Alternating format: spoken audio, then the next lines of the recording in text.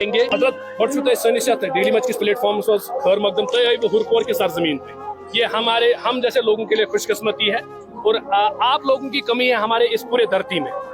جہاں پہ آپ جیسے لوگ ہوں گے مجھے لگتا ہے وہاں پہ کسی چیز کی کمی نہیں ہوگی اللہ رب العزت کے فضل و کرم سے. آپ ہمیں بتا دیجیے آپ ہیرپورہ کے سرزمین پہ آئے ہو, ہم چاہتے ہیں کہ ہم جیسے نوجوانوں کو ایک اچھی میسیج ملنی چاہیے. بات اگر ہم مسجدوں کی کریں گے, آج گلی گلی میں مسجدیں بنے ہوئے ہیں, لیکن اگر ہم مسجدوں کے اندر کی بات کریں گے, میں خود ایک نوجوان ہوں, میں بھی مسجد سے دور ہوں, نوجوانوں کی بڑی کمی ہے مسجدوں میں, ان کو کیا میسیج دینا چاہتے ہیں؟ اللہ پاک کا سب سے پہلا حق ہے اور وہ حق تب تک ادا نہیں ہو سکتا جب تک ہم سجدہ ریز نہیں ہوں گی.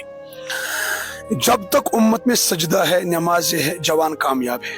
آپ کو پتا ہوگا کشمیر کا اکثر جوان طبقہ بے روزگار ہے نا. خودکشیاں کون کرتے ہیں؟ پڑھا لکھا جوان طبقہ. ڈپریشن کا شکار پڑھا لکھا, غیر محرم کے ساتھ تعلقات پڑھا لکھا. ڈریم 11 کون خود پڑھا لکھا. وجہ کیا ہے؟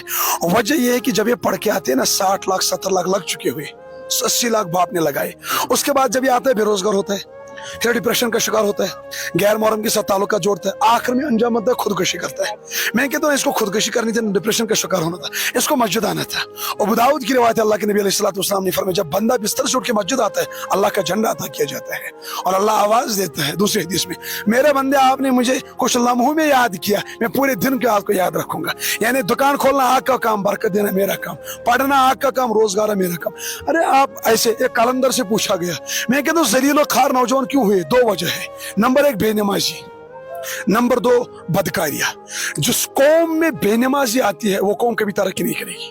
اللہ کا سجدہ جب تک نہیں ہوگا وہ قوم ذلیل و خوار ہوگی, اور جس قوم میں بدکاری آتی ہے وہ قوم ذلیل و خوار ہوتی ہے.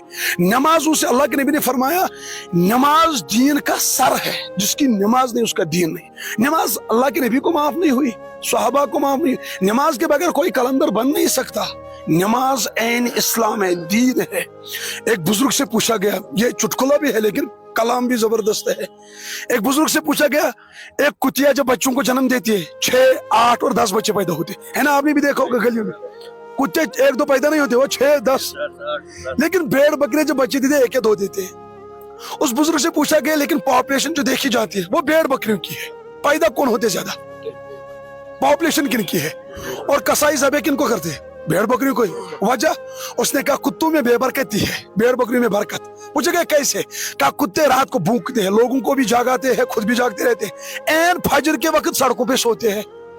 بھیڑ بکرے فجر کے وقت نہیں سوتے, کتے سوتے ہیں. کتے اگر فجر کے وقت سو جائے ان کو بے برکتی ہوگی. آپ اور میں سو جائیں گے, جوانوں کو 2000 کی بارشوں پر آئیں گی, روزگار آئے گا. آج جوان کیوں مر رہے ہیں پیسوں کے لیے؟ مجھے سمجھ نہیں آ رہا ہے. جوان جس کو 80 لاکھ لگ چکے ہو پڑھائی میں, یہ بھی غیر محرم کو فون کرتا ہے, ہیلو چائے چاہیے تھا, بات کیوں ہوتا ہے بے غیرت سے کیسے پن پتس بناؤں دوسرا ایسا ٹیلنٹ آپ میں ہے. جس کو گریجویشن ہو, M Phil M Tech B Tech ہو, یہ ذلیل و خوار کیوں ہے؟ ان پڑھ صبح جاتا ہے سو رنگ سیدھا 800, ان پڑھ گژھان کاندر سیدھا 1500. پڑھا لکھا کے جیسا اوبجی میں دورہ بھی من صاحب چھٹ. اس لیے وجہ ابھی بھی باپ کو پیسے کیوں مانگتا ہے؟ اصل میں ان پڑھ لوگ صبح اٹھ کے مسجد جاتے ہیں, پڑھا لکھا جوان طبقہ 10 بجے اٹھتا ہے. اللہ کے نبی نے فرمایا آفتاب روشن ہونے کے بعد جو اٹھے گا شیطان کانوں میں پیشاب کرتا ہے.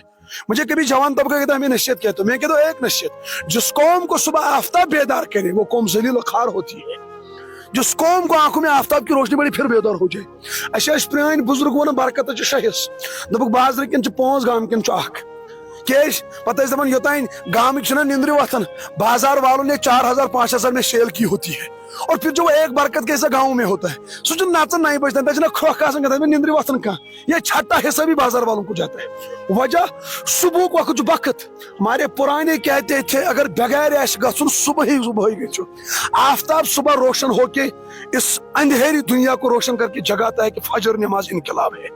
جب تک جوان نماز کی طرف مسجدوں کی طرف نہیں آئیں گے, آپ یاد رکھو یہ بے روزگار رہیں گے, اللہ بچائے ذلیل ہوں گے, رسوا ہوں گے, بیماروں کا شکار ہوں گے, ڈپریشن کا شکار ہوں گے, جب تک ہم مسجدوں سے دور رہیں گے.